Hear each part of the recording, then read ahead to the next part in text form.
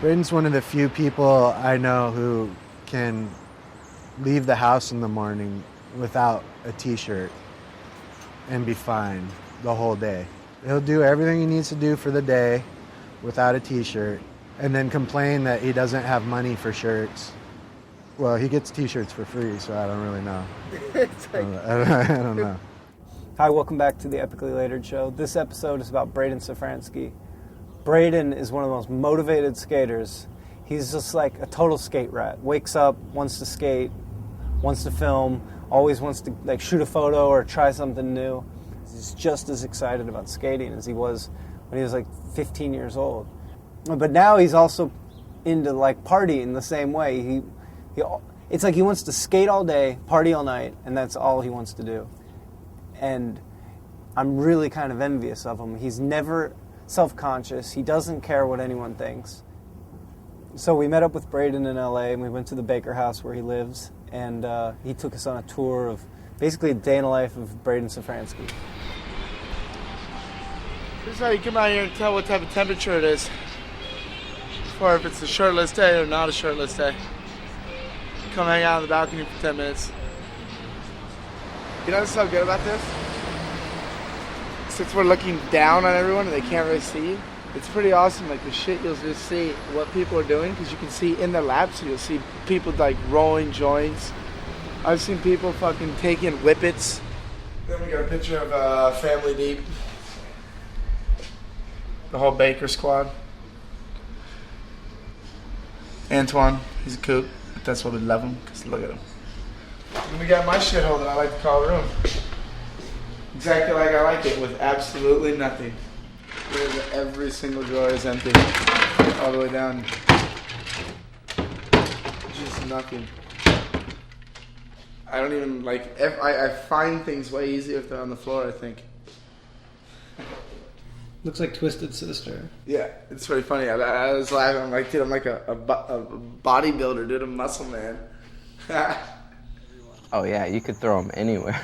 He's just so loud and talkative that he's going to get into any conversation that's going on. I haven't seen him a lot of times being uncomfortable. Maybe never. Throw a fucking camera in front of his face and he does this. He's like...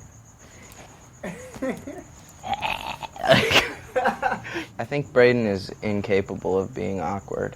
Like, he doesn't have an awkward bone in his body because he's just like when he's arguing, he's just always sure of what he's doing. Yeah.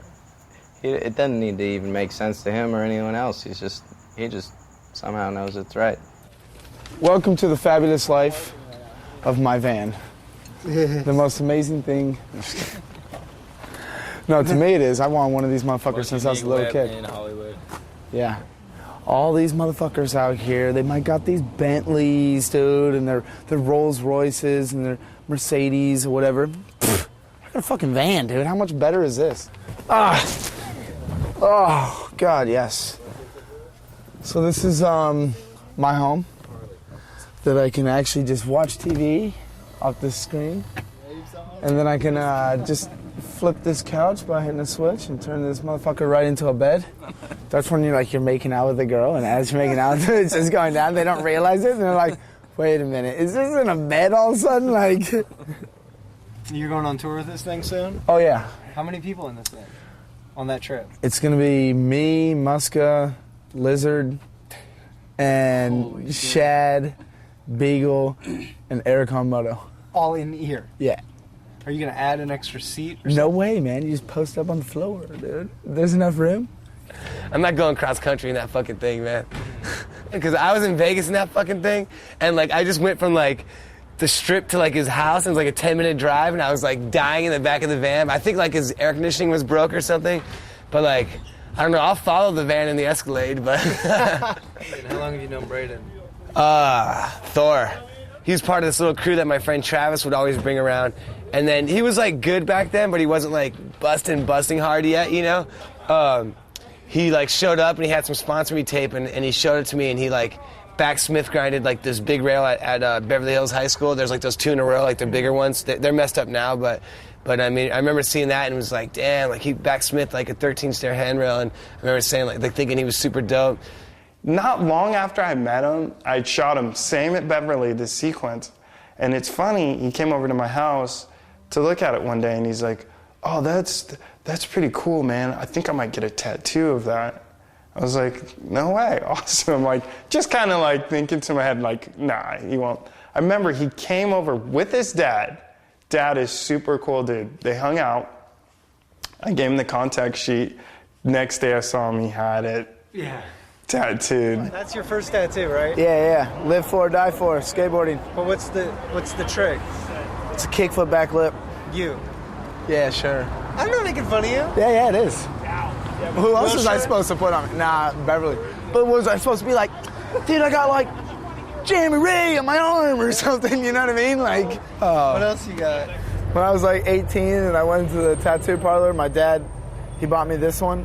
And then he was like, and he just was looking on the wall, and he's always smoked weed and he's always been obsessed with it. So he was like, damn, I want to get like a weed tattoo, but I don't know what. And then he talked to this lady, and they're like, how about some handcuffs on it, like breaking, and it's saying legalized.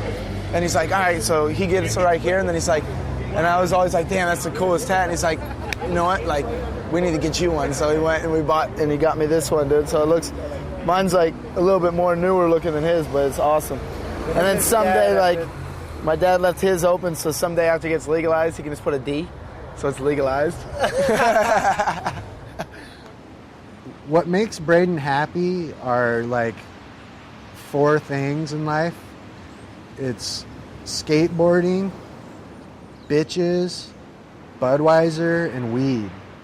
He's easy to please. As long as those things are happening, he couldn't be happier. He lives for today, and it's refreshing to be around him.